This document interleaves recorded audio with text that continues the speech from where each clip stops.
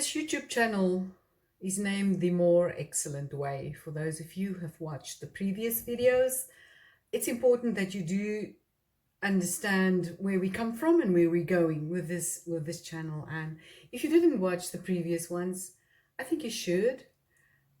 Just to give you a background of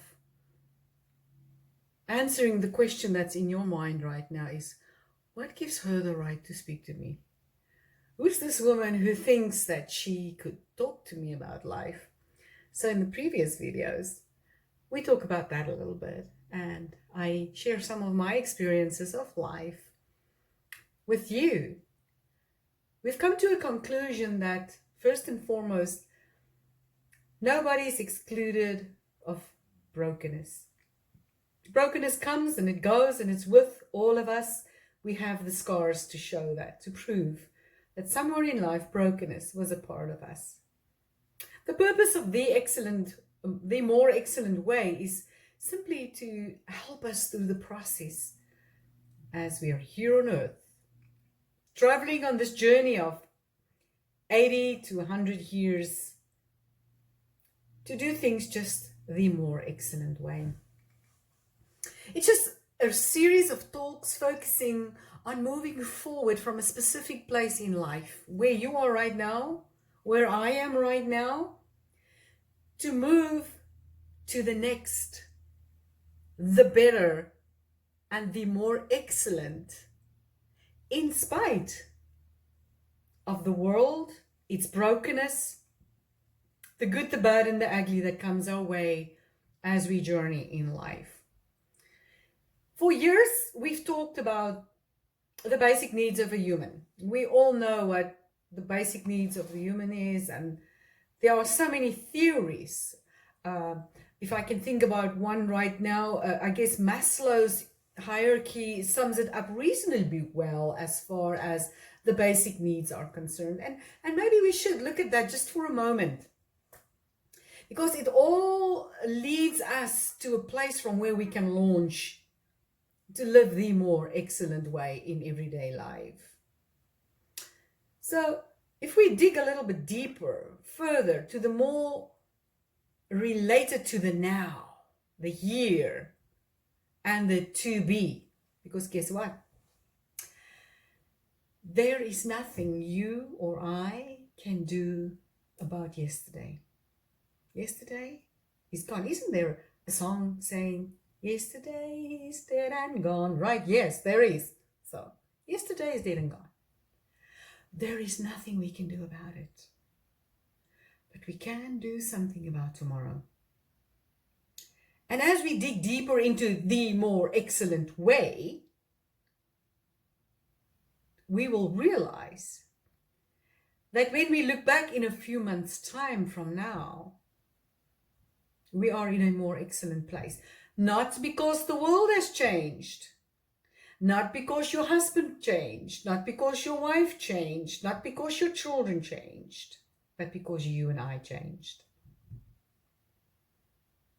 My son and Divan and I had a discussion the other day, and he said these words. He says, Mom, you cannot help anybody else out of the water onto the boat if you are still in the water. You need to get on the boat to help others out of the water. And this is exactly what my aim and objective is with the more excellent way. Because there is a more excellent way. It doesn't matter if it is about home, life, relationships, business, and we are going to talk about all of those as the time comes. The fundamental basic needs remains more or less the same for all living creatures. We know that. But let's just really look at that in the context of where we're going with this. In my experience of life, if I look back in hindsight now, in my own life, my own story, my own yesteryear, I would say I needed a lot more than just the basic needs to bring me where I am today. Henceforth, I will actually need a lot more to take me forward, right? More than just the basic needs. We learn so much from our experiences in life, much more than any theory or textbook can teach us. The world has changed so much that it might just take us back to the bare minimum of basic needs as a mere existence, unless we find a more excellent way right now. Let me repeat that. It's important. If we look at life and the world as it is now in its current status, countries, war, murder, rape, child trafficking, politics, church, it's chaos. So I want to repeat what I just said because that's a very important critical point. If we do not find the more excellent way right now, life is going to take us back to the bare minimum of basic needs as a mere existence. We have forces out there destroying everything that we've built up over all these years. Doesn't matter where we are. Life, family life.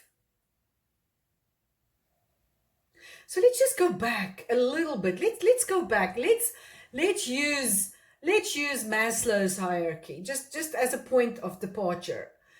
That gives us a little bit of a perspective. We have our psychological needs, our safety needs, our belonging needs, our esteem needs, and then lastly, I think self-actualization is the last one.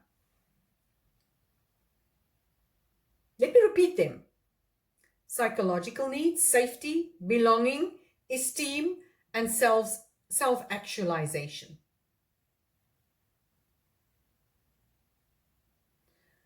We all know about Abraham Maslow. He postulated that humans have an ascending order of needs and used a hierarchical pyramid to prioritize them. And he goes down to the very basic bottom levels of the pyramid, which are psychological needs. So let's just look at that very quickly. I don't want to ponder on these things for much longer. Food, shelter, and clothing. We need that to survive. Then that's what we do. You merely survive.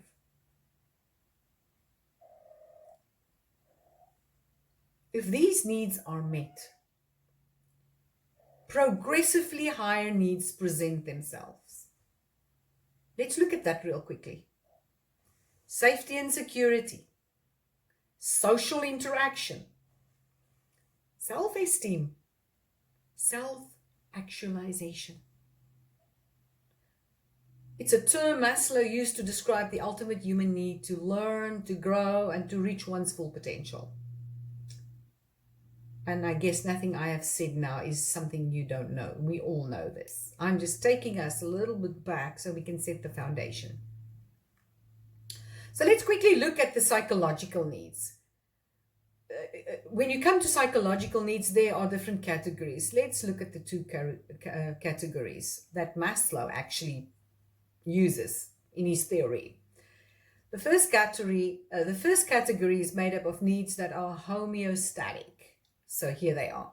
The need to maintain an internal biological balance and includes such things as salt concentration, sugar concentration, water concentration in the blood.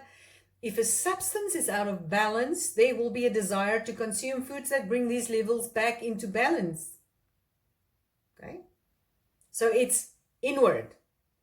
The second category includes those needs that are not homeostatic. It's like sleep and intimacy, love, being close, belong, material possessions, psychological identity. Something we're going to talk a lot about in the months to come is identity, and we'll get there. Psychological needs would be the primary driver, of course, of a person's behavior. Don't we say a lot of times, oh my gosh, that person is nuts. How can he or she do that? Because their behavior falls outside the parameters of our belief windows.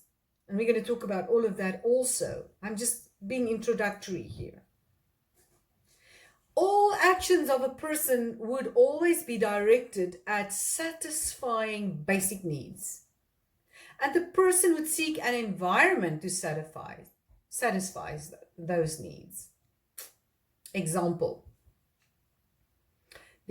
Near a large bike rally.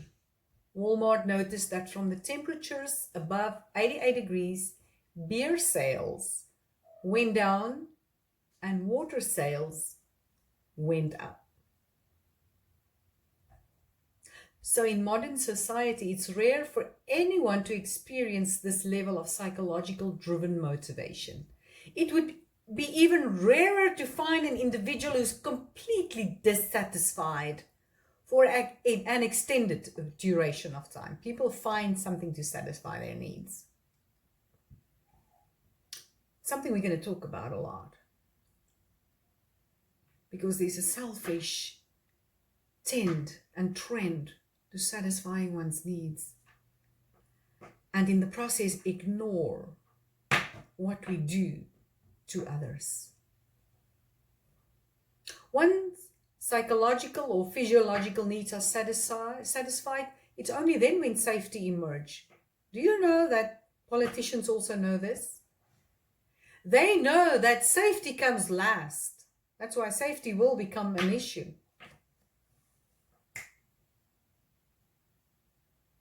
So let's look at safety real quick. We come from countries, we know about war and all of these things happening right now as we speak. These include the need for security, stability. If you were to strip somebody of everything but his or her psychological needs, safety needs would become their primary motivator. But that would not be with the same sense of urgency as our psychological needs. As with psychological needs, modern society ensures that safety needs are sufficiently satisfied for the vast majority of adults. Safety needs occur on smaller scales and are seen in people's desires for certainty, job stability, insurance policies, the general preference for the known over the unknown. And I want to stop there for today, as there's a lot to think about. Our aim and objective with this channel, The More Excellent Way, we're going to dig a lot into all of these things, a lot deeper on where we are now and today. Because there are countries today where everything has been stripped and that safety has become the primary survival. And we're talking about that. In closing for today, I want us to just quickly browse over belongingness and love needs. When the psychological and safety needs are met, belonging needs emerge. And it includes the need for affection, for relationships, to belong to a group of like-minded thinkers, people who embrace the same things than I do. And I want to go back to a statement that I made earlier on, which says, if we don't get to the more excellent way very quickly, all that will be left for us to live on this earth will be the basic needs, because everything else will be destroyed.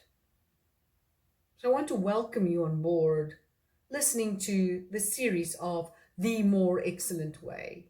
Because I do believe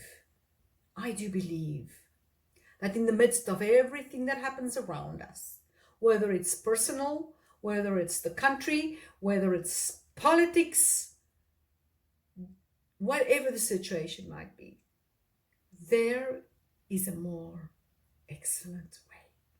Let's find that. You and I together. Let's find the more excellent way, because I know it is possible. See you there.